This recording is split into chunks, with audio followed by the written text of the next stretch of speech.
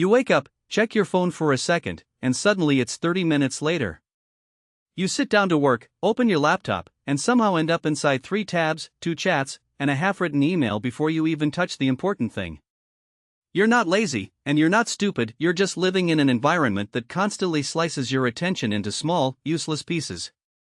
The result is brutal. You rarely get long, uninterrupted stretches of focus, so deep tasks drag on for days, even weeks.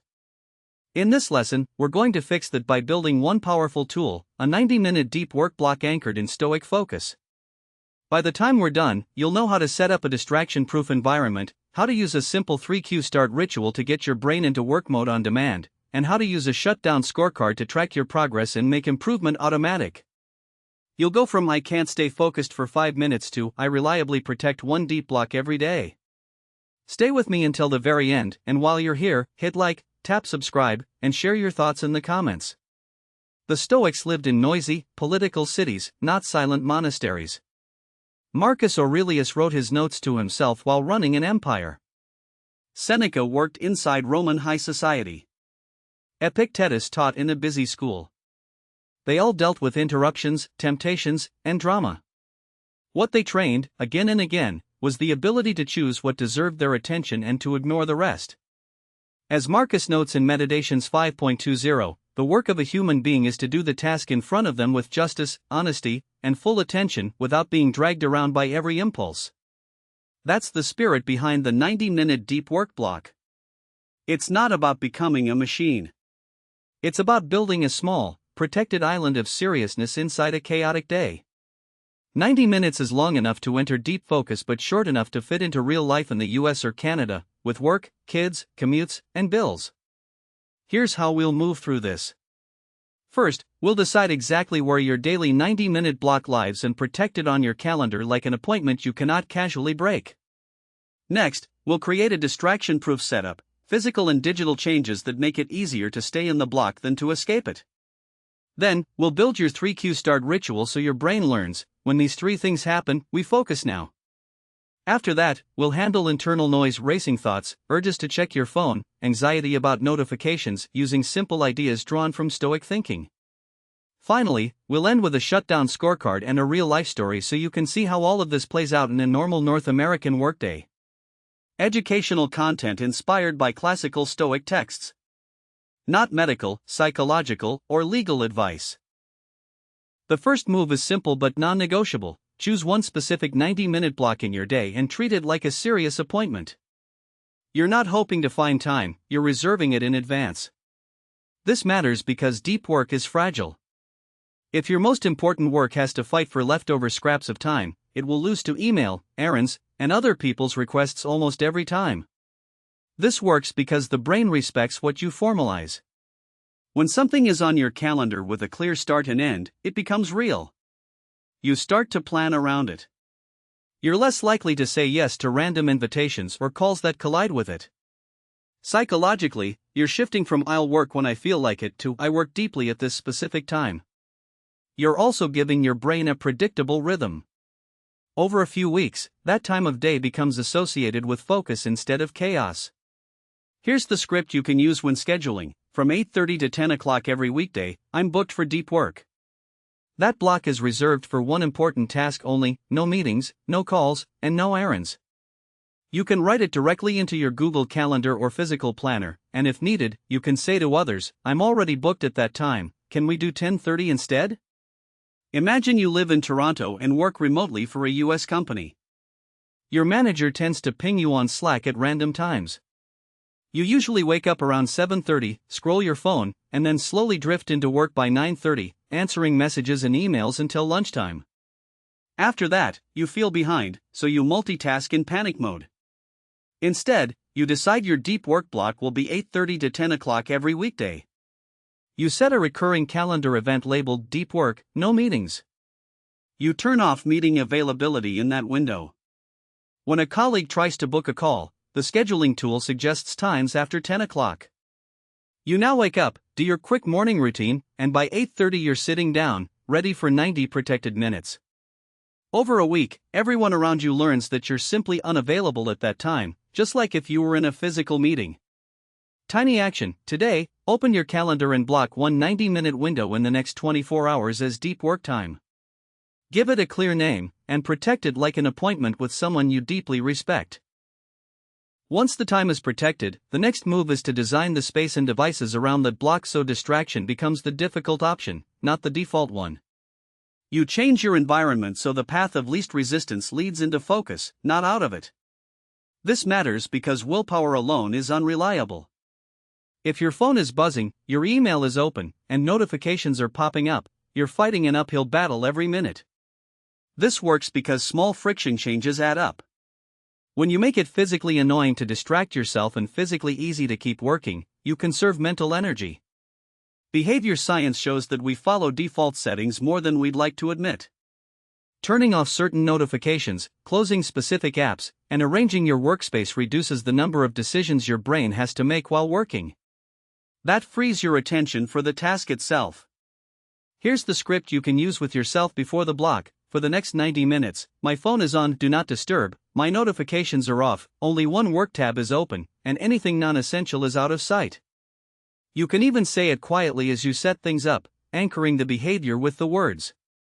Picture someone in Seattle working in a small apartment. Their office is a corner of the living room. Before their deep block, they clear the coffee table, put away the TV remote, and place only their laptop, a notebook, and a pen in front of them. They plug in noise-canceling earbuds and select a neutral playlist or white noise. On their phone, they turn on Do Not Disturb with exceptions only for immediate family. On their computer, they close all tabs except the one needed for the current project and maybe a reference document. They sign out of messaging apps, not just minimize them. If they need their phone for two-factor authentication, they complete that before starting, then place the phone face down across the room. When 8:30 hits, the environment itself is already telling their brain, we are here to work. Tiny action: before your next deep work block, physically remove or disable at least 3 common distractions from your immediate environment, one on your phone, one on your computer, and one in your physical space. Now that the time and space are protected, you need a repeatable way to drop into focus quickly. That's where a 3Q start ritual comes in: 1 cue for your body, 1 for your environment, and 1 for your mind. The idea is to train your nervous system to recognize, when these 3 cues show up, we work deeply now. This matters because most people wait to feel motivated. Stoic practice flips that: you act first, the feeling follows. This works because of association and conditioning. Athletes have pre-game routines, musicians have warm-ups. When you use the same small sequence before every deep block, your brain starts predicting what comes next. Over time, that routine becomes a bridge from normal life into focused mode. You reduce the emotional friction at the start. You don't have to argue with yourself for 20 minutes. Here's a simple script to guide your ritual. First, I set my drink down in the same spot, then I do 3 slow breaths while looking at my task list, then I start a 90-minute timer and open only the one document or tool I need. That's body, drink and posture, mind, breaths and review, and environment, timer and single task. Imagine a software engineer in Austin. At 8:28, they pour a glass of water and place it on the left side of their desk. At 8:29, they sit down, plant their feet on the floor, and do 3 slow breaths, exhaling slightly longer than they inhale. They glance at a sticky note that says, Feature X, Draft Outline, Write Core Logic, Test Case for Bug Number 417. At 8:30 on the dot, they start on a 90-minute timer, close all extra apps, and maximize their code editor. The first 5 minutes are not about speed, they're about entering the groove. By 8:40, their hands are moving almost automatically, and distractions feel further away. Tiny action: decide right now on your 3Q ritual: 1 physical move, 1 short breathing or grounding step, and 1 digital cue like starting a timer, and use it before your very next deep work block. Even with a good ritual, your block will collapse if you bring vague, fuzzy work into it. The next step is to choose one clearly defined target for each 90-minute session and break it into visible steps. No catch up on everything. No work on the business. This matters because your brain hates ambiguous goals. Unclear tasks generate anxiety and push you toward checking email or social media where the goals are simpler. This works because specificity reduces decision fatigue. When you sit down knowing, I'm drafting the introduction, then revising the first 3 pages, then sending it to my editor, there's less room for internal argument.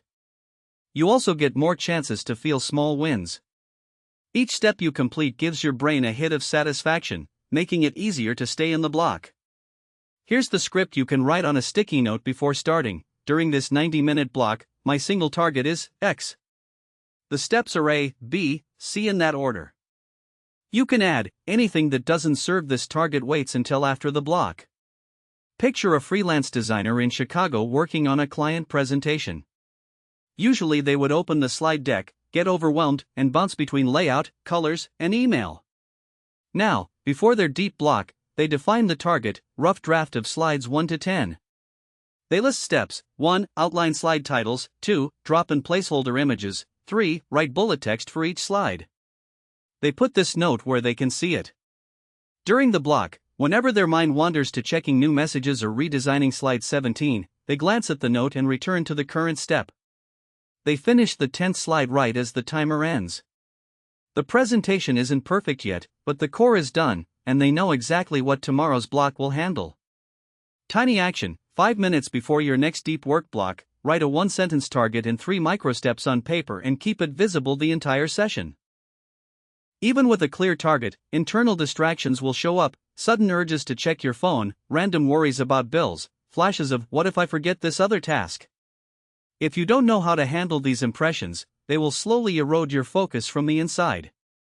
The Stoic move is not to fight every thought, but to notice it, name it, and decide whether it deserves action later instead of now. This works because naming separates you from the thought. In Stoic terms, an impression is just a first appearance. You don't have to obey it. When you say, "This is just an urge to check Instagram," instead of "I need to check Instagram," you create a tiny gap. In that gap, you can choose. Adding a quick parking lot, a simple capture method for later, lets your mind relax without abandoning the current task. Here's the script you can use when a distraction hits: this is just an impulse, not a command. I'm writing it down to handle later. Right now, I return to my step. You can speak this quietly in your head as you jot down the thought. Imagine a marketing specialist in Vancouver midway through their deep block while writing copy for a launch.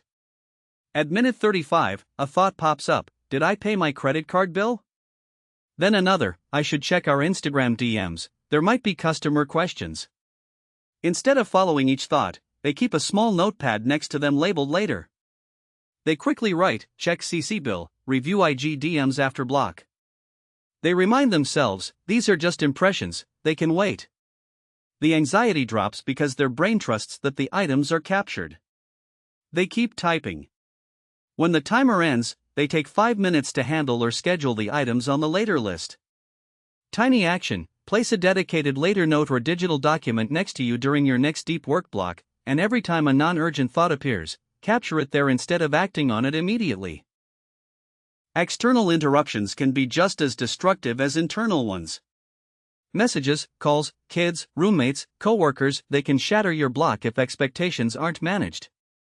The next move is to set simple, respectful boundaries with the key people and tools in your life so your 90-minute window is as interruption-free as realistically possible. This matters because your attention is social. If you train everyone that you reply instantly, they'll expect it. If you train them that you are reliably unavailable for a short window and reliably responsive afterward, most people will adapt. This works because clear communication reduces confusion and guilt. If people know when they can expect your response, they feel safer waiting. And if you know you'll check messages at a specific time after the block, your anxiety about "what if I miss something important" goes down. You're not ghosting, you're batching. Here's the script you can send or say: most days I have a focused work block from time to time. During that, I keep notifications off so I can finish important tasks. If you need me, I'll see your message right after and respond then. If you're in a job where emergencies are real, you can add: if something is truly urgent, call twice in a row, my phone will let that through. Think of a nurse in Boston who is also studying for a certification exam. On their days off, they plan a 90-minute study block in the late morning. They tell their partner, from 10 to 11:30 I'm in study mode. Unless it's urgent, can it wait until after? They set their phone to Do Not Disturb with the setting that allows repeated calls from favorites. For friends in group chats, they use a status message that says, "Deep work block, back at 11:30. At first, a few people still text and expect instant replies, but over a couple of weeks, everyone notices the pattern. Messages sent during that window get answered right after. Their partner learns to batch questions until the end of the block. The nurse's guilt about not replying immediately fades, because they know they communicated clearly and are following through consistently. Tiny action: choose one person or group who often interrupts your focus and send them a short message today explaining your new 90-minute work window and when you'll be available afterward. Now we bring in measurement. Without feedback, your deep work block can quietly slide back into shallow, half-distracted work. A simple shutdown scorecard at the end of each block keeps you honest and motivated. You'll rate how well you protected the block and how deeply you worked, using just a few quick checks. This matters because what you measure, you tend to improve. And when you see progress over days and weeks, it reinforces the habit. This works because of self-reflection and small rewards. When you pause at the end of the block to review what you did, you turn a vague feeling, "I think I was kind of focused," into concrete awareness. Over time, patterns emerge. You notice that mornings are better than afternoons, or that certain tasks always trigger more distraction. Then you can adjust your schedule and environment accordingly. Here's a script you can use for your scorecard. On a scale of 1 to 5, how well did I protect the block from external interruptions? On a scale of 1 to 5, how often did I follow my plan instead of chasing impulses? Did I complete the target I wrote down at the beginning? You can also add, what is one small thing I'll change for the next block? Imagine a project manager in Denver who uses a small notebook just for deep work tracking. At the end of each 90-minute session, they write the date, the task, and 3 numbers: external protection, April 5th. Internal focus, 3/5. Target completion, yes. They jotted one sentence: lost 15 minutes to email in the middle, next time, close email entirely. At the end of the week, they flip back through the pages and see that on days when they slept poorly, internal focus scores dropped. They experiment with moving the deep block slightly later on those days and tweaking caffeine. The notebook becomes a quiet record of increasing mastery. Tiny action: after your next deep work block, take 2 minutes to rate your external protection, internal focus, and target completion on a 1 to 5 scale, and write one sentence about what you'll adjust next time. All of this only matters if it survives the chaos of real life: travel days, kids getting sick, extra shifts, surprise meetings. The final core idea is to make your 90-minute block flexible in placement but rigid in existence. You don't break the habit, you move the block. This matters because perfectionism kills more routines than laziness. If your rule is either I do my perfect morning block or the day is ruined, you'll abandon the system after one bad week. This works because it separates the identity, "I'm someone who does one deep block a day," from the exact schedule. When circumstances change, you ask, "Where does today's block fit?" instead of, "Should I bother at all?" This is very much in line with how Seneca advised people to adapt to circumstances without abandoning their core principles. Here's the script you can use on difficult days: today is messy, but I still do one 90-minute block. It might be shorter or moved, but I do not skip it entirely unless it's truly impossible, and then I pick it up again tomorrow without drama.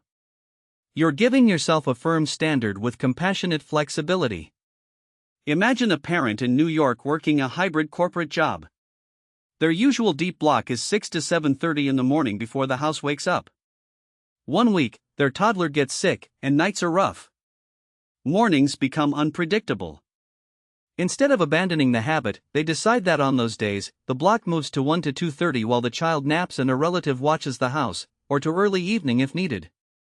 Some blocks are shorter, maybe 60 minutes, but they still protect at least one focused session. They tell their manager, "I'm blocking off this window to work on our strategy doc, happy to handle calls before or after." The week is messy, but they finish the doc on time. When life calms down, they shift the block back to the morning without guilt, because they never fully stopped. Tiny action: decide right now what your backup time slot will be on chaotic days, and write a simple rule for yourself like, "If I miss my morning block, I will do it between 7 o'clock and 8:30 p.m. instead." Let's put this all together in one North American day. Meet Jordan, a 34-year-old analyst living in Minneapolis, working remotely for a financial firm based in New York. Jordan has a partner, a dog, and a calendar full of Zoom calls. Until recently, every day felt like firefighting. They'd open their laptop at 8:30, glance at Slack, see a handful of messages, and immediately dive into small tasks. The big projects, building a new reporting system, drafting a proposal for promotion, stayed stuck at 10% progress. By 5:30 p.m., Jordan was drained and frustrated, wondering where the day went. After deciding to try a Stoic-style 90-minute block, Jordan chooses 9 to 10:30 a.m. as the protected window. They block it on their work calendar with the title Focus Work, Unavailable. In the description, they write, "Working on high-impact tasks, please schedule meetings after 10:30. They also message their manager, "I'm experimenting with a 90-minute focus block each morning for deep work on priority projects. During that time I'll have Slack on pause but will respond right after." The manager, who struggles with the same issues, agrees. Jordan designs a simple environment. Before 9 o'clock, they clear their desk, put their phone on Do Not Disturb on a shelf behind them, and close all apps except their data tool and a notes document. They pick a neutral playlist without lyrics. They also create a later note in their notebook to catch random thoughts. At 8:58, they pour a glass of water and place it to the left of their keyboard. At 8:59, they sit back in their chair, place their feet flat on the floor, and do 3 slow breaths while reviewing a sticky note that says, "Today's target, draft outline and first 2 sections of the reporting proposal." When the clock hits 9 o'clock, they start a 90-minute timer, maximize their document, and begin. 20 minutes in, Jordan remembers an email from HR about benefits enrollment. The old pattern would be to jump into the inbox just for a minute. Instead, they write "check HR email after" block on the later list and tell themselves, "This is just an impulse, not a command."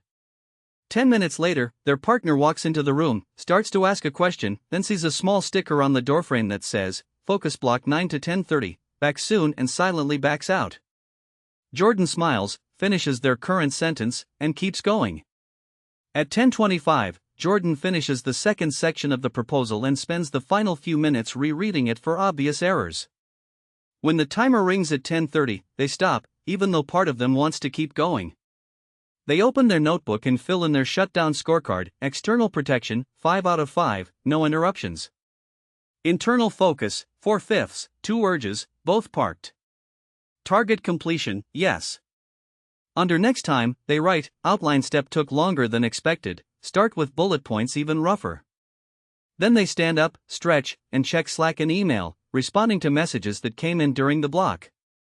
By the end of the week, Jordan had a solid draft of the entire reporting proposal, a task that had been stuck for months. Their scorecard shows a trend. The first few days were 3 out of 5 for internal focus. By day 5, most sessions are April 5th or May 5th. On Thursday, an emergency meeting pops up at 9:30, so Jordan moves the day's block to 1:30 to 3 o'clock and still protects it. At their next one-on-one, their manager comments, "I've noticed your work on the proposal really moved forward this week. Whatever you're doing, keep it up." Jordan leaves the call a little calmer, feeling like they're finally steering their workday instead of drifting through it. You don't need a perfect life to focus deeply, you need one protected block and a few simple rules. You've seen how picking a specific 90-minute window and treating it like a real appointment changes the way your day organizes around it. You've learned how to shape your environment so that focus is the default, not the exception, using device settings, physical setup, and a 3Q ritual to enter work mode on command. You've seen how defining a single clear target with visible steps gives your brain something solid to push against, how capturing internal distractions in a later list keeps you present, and how setting respectful boundaries with others protects your attention without damaging relationships. You've also met the shutdown scorecard, which turns vague impressions into concrete feedback, and you watched Jordan apply several of these moves in a normal North American workday, adjusting their block without abandoning it. Today, your job isn't to overhaul your entire life. It's to claim one small island of seriousness inside it and defend that island with calm, consistent action. Focus is not an accident, it's the result of decisions you repeat. Here are 3 things you can do today. First, open your calendar and block one 90-minute window in the next 24 hours as your deep work session, giving it a clear name and telling at least one person who might interrupt you that you'll be unavailable then but responsive afterward. Second, design and run your first 3Q start ritual before that block. Set up your space, do a short grounding breath, start a timer, and begin with one clearly written target in 3 microsteps visible beside you. Third, when the block ends, fill out a tiny shutdown scorecard with 3 quick ratings and 1 sentence about what you'll adjust next time, so your practice improves instead of repeating blindly. If this lesson on the 90-minute deep work block resonated with you, the natural next step is to explore how Stoic thinking can reshape your evening. Watch the session on building a Stoic shutdown ritual that helps you close the workday, reset your mind, and protect your sleep so tomorrow's deep block becomes even easier to keep. If you feel messages like this need to reach more people, subscribe to the channel so you never miss the next lesson.